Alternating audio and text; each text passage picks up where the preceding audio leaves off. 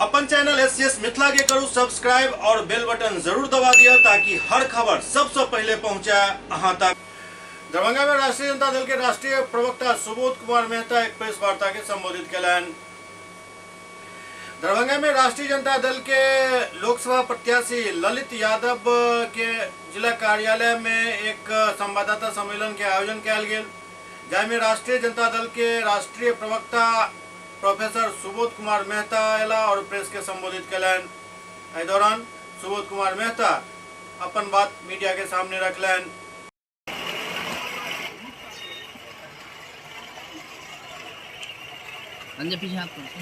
प्रवक्ता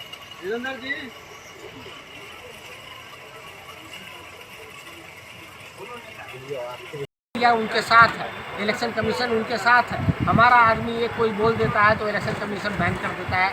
आम आदमी पार्टी का जो है गाना बैन कर दिया कल ही, लेकिन प्रधानमंत्री जी धर्म आधारित अनर्गल बातें कर रहे हैं। इलेक्शन कमीशन मौन धारण किए हुए है, तो यहाँ पर इलेक्शन कमीशन भी बायस्ड है।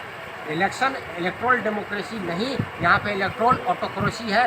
दो आदमी मिलकर इस देश को चलाना चाहता है, दो आदमी मिलकर ये देश जो है कॉर्पोरेट घराने का ये सरकार।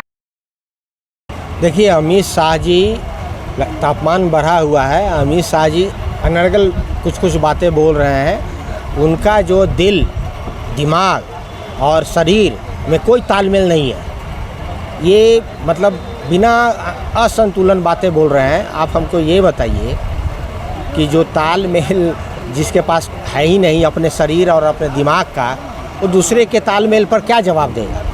और जहाँ तक बात रही कि घोटालों की, नरेंद्र मोदी जी का जो इलेक्ट्रोल बॉन्ड का घोटाला है, जो कि विश्व का सबसे बड़ा घोटाला, ऐसी कंपनियां जो सेल कंपनियां हैं, जो कंपनी है ही नहीं, ऐसी कंपनियां जो 100 करोड़ टर्नओवर है, 1000 करोड़ का चंदा देता है, 5000 करोड़ का धंधा वापस में नरेंद्र मोदी देते हैं। तो घोटाले से भरी हुई सरकार है ये।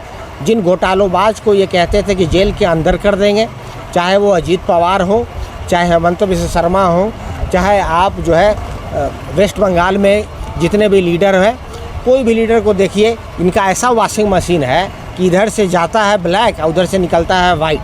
तो ये प्रधानमंत्री जी का बोलने का और अमित शाह जी का बोलने का ना कोई सूरत है और ना ही कोई नीयत है।